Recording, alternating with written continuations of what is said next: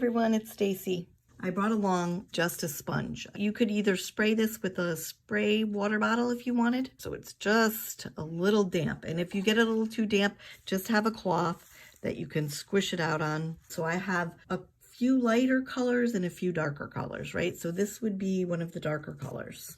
I have this turquoise that's from Golden Acrylic. I have Martha Stewart, this yellow one, which is called Chamomile. I like this Payne's Gray, and this is by Liquitex. The other color is this acrylic, which is a turquoise, a lighter turquoise color from Amsterdam Paints. And I'm just gonna take a little yellow and I'm gonna kind of pounce it off. So I'm going like this on the paper over here. I have a piece of scrap paper over here. I'm gonna think in terms of threes on my paper. So I'm gonna do like a triangle. So I'm gonna start at this corner and I'm just gonna pounce. So I'm taking the whole corner yellow and I'm just pouncing with the paint on here. I'm not trying to necessarily cover, I just want to get color. So, and then I'm going to go across the top a little bit. Another good tip is to have a dry brush, a flat dry brush like this. You can dry brush if you get too much paint on here, some of it. We're going to have 3 spots where we add the first color. So I'm gonna go for that turquoise, that fallow turquoise I showed you. So now I'm gonna take this corner, because I've got no paint here, and I'm gonna do this. So now I'm gonna go in here and add some lighter spots. And I'm just gonna add some darker color, not a lot of darker color. And then I'm gonna pick this lighter turquoise that I have here, and I'm going to start blending again in the threes with this lighter turquoise and kind of blend this out.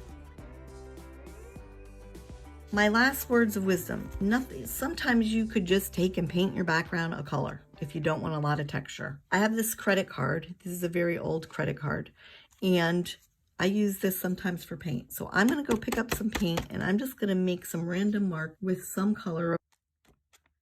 So I will go through and do just like this, just mark making.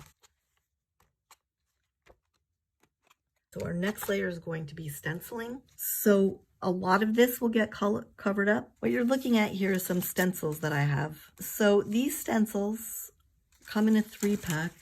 They're by this company. I didn't have the right bag, but they're by this company called Dilutions. They're by Ranger. So this is what we're going to do today on our journals. We're going to use these flowers. So there's these big flowers and then these little flowers. I have a sponge. I wet it. This is a dry brush technique. Stenciling is very dry and less paint is more. So I'm going to start here with this flower because I like this flower. And I'm just going to do, you could do a pouncing motion here. And we don't want to get it perfect necessarily. The beauty to it is it's less than perfect. You want to be able to see it, but less than perfect. What I like to do is you can outline them or you can paint them. Okay, so this is the bigger version. So I'm going to go down in this corner with some smaller ones. I'm going to kind of turn them. But I'm going to show you one other little. When I do these things, I try to get 3 placements. Again, working in 3, it's more pleasing to the eye to work in 3s. So I want to get a little on the edge here. I use the big one once and then these little ones. I'm going to put this right here and see, this is a baby wipe, and sometimes you can lift paint with your baby wipe. So you go through and you just rub in these open spots, and let's see if it worked. Can you see? It did. Can you see the little yellow flower? It's very subtle and I kind of like it. I might do one more down here just to get a few petals.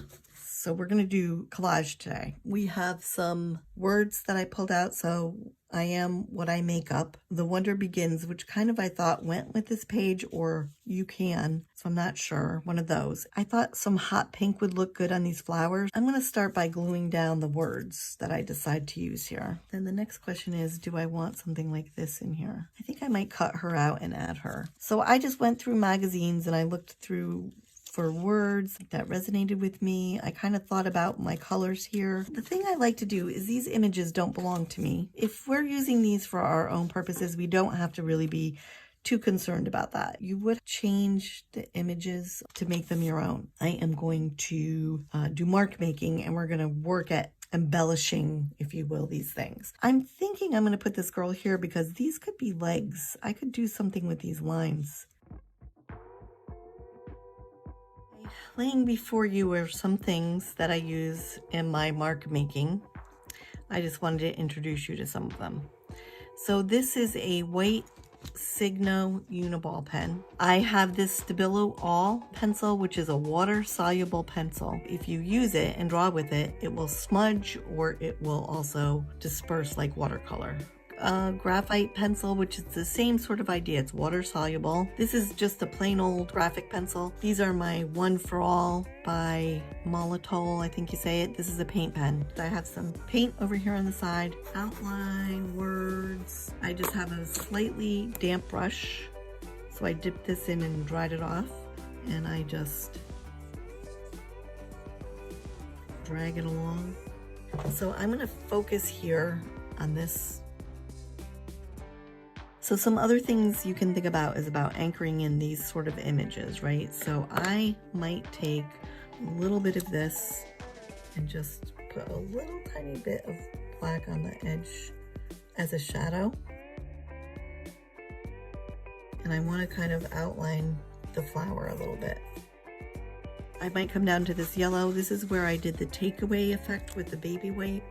But I might come down and go around it a few times just to emphasize the flower. I'm gonna make her legs here. So I'm gonna make these like stockings. I'm gonna give her, because I decided these look like legs. I might even draw some feet on there. This is what helps anchor this. So now some other things you can do is you can think about doing, you know, could you do some little flowery thing off of her head? You could certainly add maybe polka dots to her dress. But when I talk about anchoring and mark making, this is what I'm talking about. Make these images your own because these do belong to somebody else, right? These came out of a magazine, and it helps to do things to the image to make it different than how it came out of the magazine.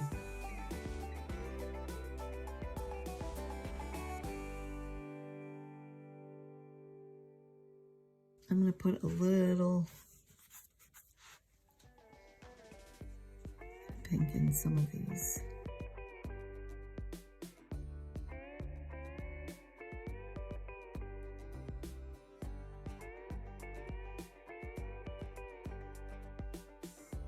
Now I'm just going along and doing as, I never had these pre-planned. I never really know other than I knew I wanted the pink on the page. So I might come in here and do like a little more embellishment. And then I might walk away for a little while and then come back and do something different. I might add something to her dress.